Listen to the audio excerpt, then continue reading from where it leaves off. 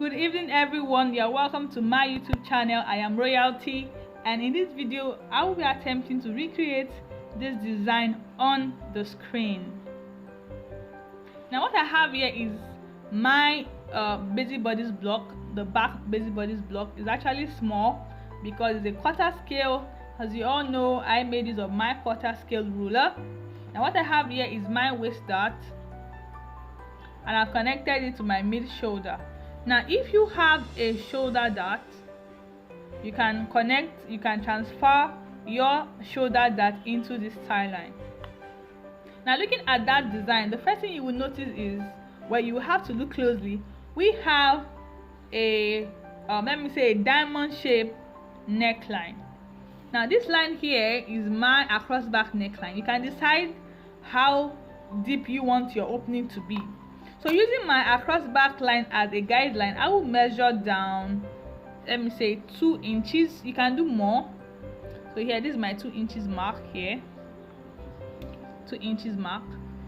Now for the shape of the diamond on my shoulder seam, I can find the midpoint between my NP and my dart, or your mid shoulder. I have about 1.5 or 1.6 here.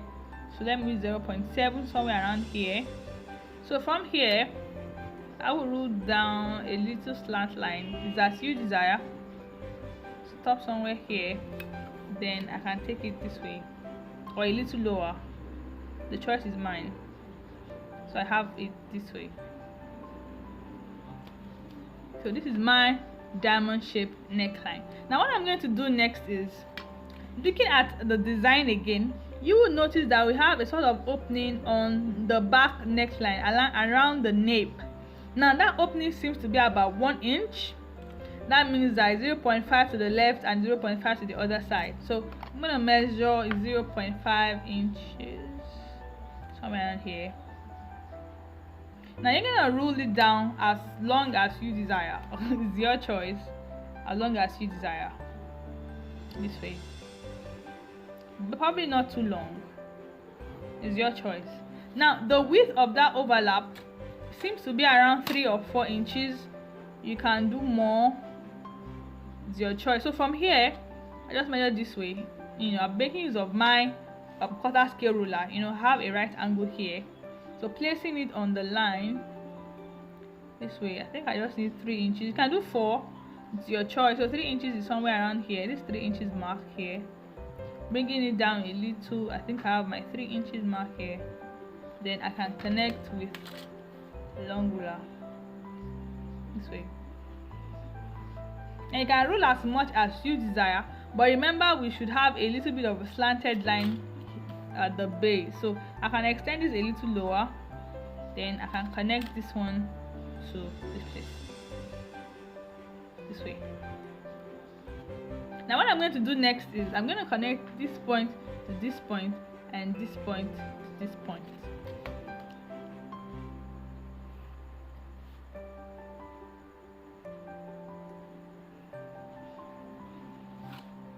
The next one I'm going to do is to trace out this first box and the main one. But for us not to be confused, you're going to label here point 1, point 2, point 3, and point 4.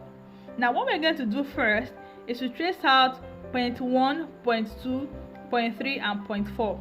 Now after that, you're going to trace out point 3, point 4. You're going to label here 5, and you're going to label here 6. I'm going to do that. So far this is what I have. I have traced out 1, 2, 3, 4. I can see it looks this way, and I've also traced out 3, 4, 5, 6. Now it looks this way. See, it looks perfect. Now what I'm going to do next is putting the main block aside. Now I have here 3, 4, and I have here 3, 4. Now that means that this 3, 4 and this 3, 4 has to stay together this way. Now I'm going to tape it together, but I'm going to tape it in such a way that I will be able to flip it this way, like up, down, open. And this is what I have. I have stereo taped 3, 4, 3, 4 together, so I can have it this way: open, close, open, close. This is what I have here. Now going back to my block, I'm gonna place it this way. You can see that it matches up effortlessly. See, So what I'm going to do right now is I'm going to separate this block and cut out the dart. At the same time, remember that this is our original neckline here, this diamond shaped neckline. I'm also going to cut it out now. This is what I have separated the blocks. This is my dart here, and I've removed the neckline. This is the neckline here. It's useless. I don't need this anymore. Now what I'm going to do right now is, likewise, remember this is point 1 and point 2, and on my contrasting piece of paper I also have point 1 and point 2. So I'm going to tape this point 1 on top of the other 1 and 2 together.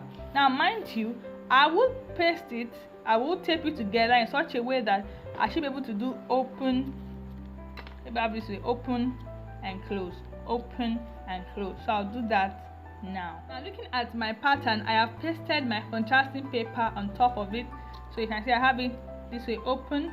Now I think I just have to cut out that excess tape. So I have here open and close. Now I taped it at the wrong side.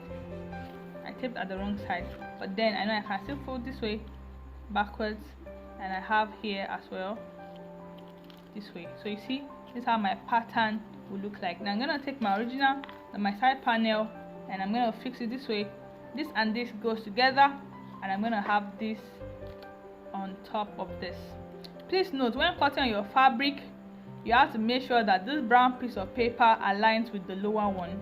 Now when you want to cut out, you're gonna spread this totally on your pattern, and you had your necessary allowance. Remember to cut an extra piece of fabric for your lining, while you can leave this place unlined. I hope this illustration is helpful. Thank you for watching. See you in the next video. Bye.